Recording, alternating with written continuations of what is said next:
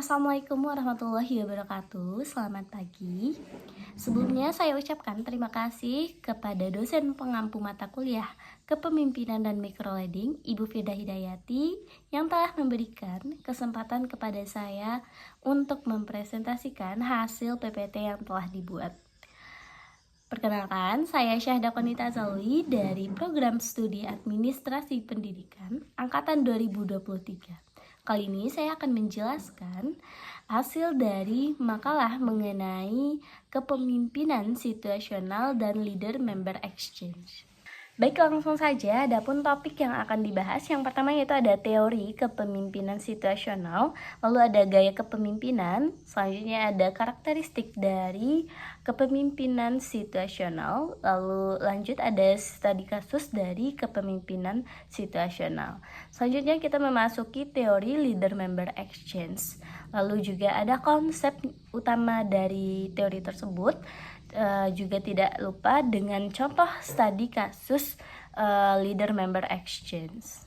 Lalu yang terakhir ada kesimpulan dari dua teori tersebut. Oke, yang pertama itu ada teori kepemimpinan situasional. Nah, dalam bukunya Northhurst dikatakan bahwa teori ini dikembangkan oleh Paul Hersey dan juga Ken Blanchard. Nah, mereka menekankan bahwa pentingnya fleksibilitas pemimpin dalam menyesuaikan gaya kepemimpinannya dengan tingkat perkembangan dan kesiapan para bawahannya. Oleh karena itu, seorang pemimpin hendaknya mengetahui apa saja kebutuhan dan apa saja tingkat kesiapan para bawahannya. Selanjutnya ada gaya kepemimpinan. Yang pertama itu ada directing. Nah, directing ini pemimpin itu dapat memberikan instruksi atau arahan yang jelas dan spesifik kepada para bawahannya. Lalu yang kedua itu ada coaching. Seorang pemimpin memberikan latihan atau arahan dan juga sekaligus memberikan dukungan emosional. Lalu yang ketiga ada supporting. Pemimpin memberikan dukungan kepada para bawahan dan ikut serta dalam melakukan hal kinerja apapun. Lalu keempat ada delegating atau mendelegasikan. Seorang pemimpin itu memberikan tanggung jawab penuh kepada para bawahannya. Oke, selanjutnya ada karakteristik kepemimpinan situasional. Yang pertama itu ada ketanggapan terhadap situasi.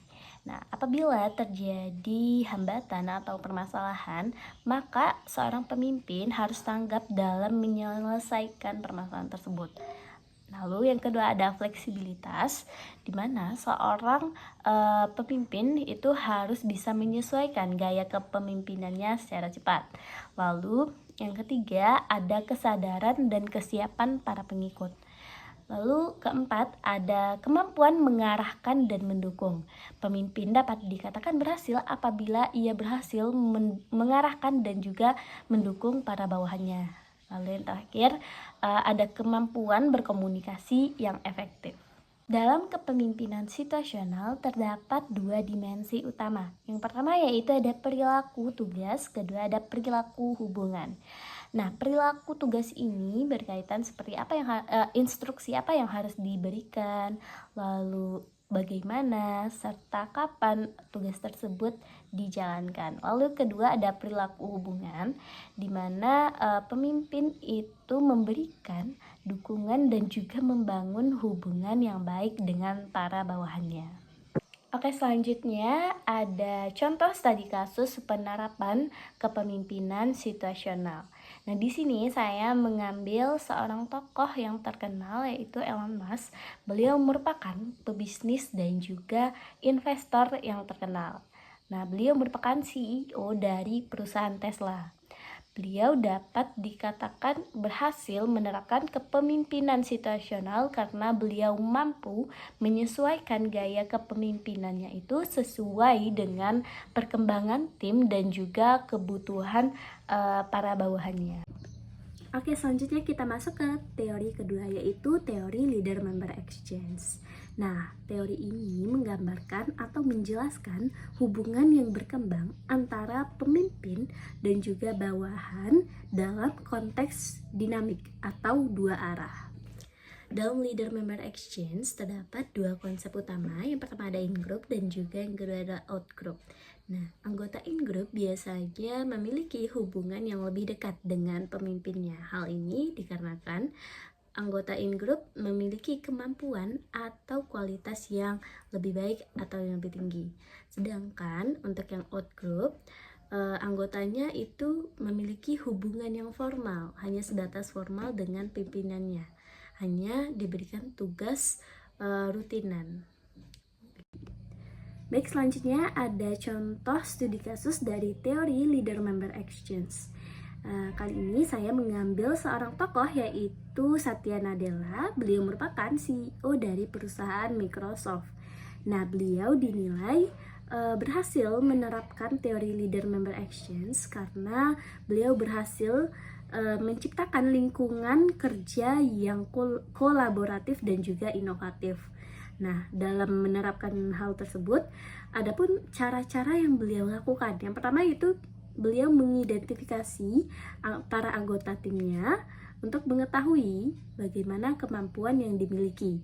Lalu, setelah mengetahui kemampuan yang dimiliki, beliau mengelompokkan mana yang akan masuk ke in group dan juga out group.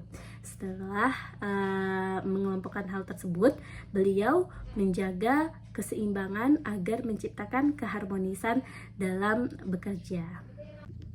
Oke, jadi kesimpulan dari materi hari ini adalah kedua teori ini memiliki hubungan yang saling melengkapi. Keduanya sama-sama menyoroti pentingnya adaptasi dan hubungan yang baik dalam konteks kepemimpinan.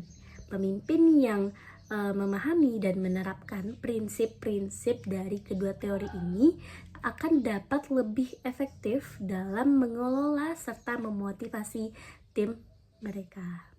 Sekian dari saya. Kurang lebihnya mohon maaf. Wassalamualaikum warahmatullahi wabarakatuh.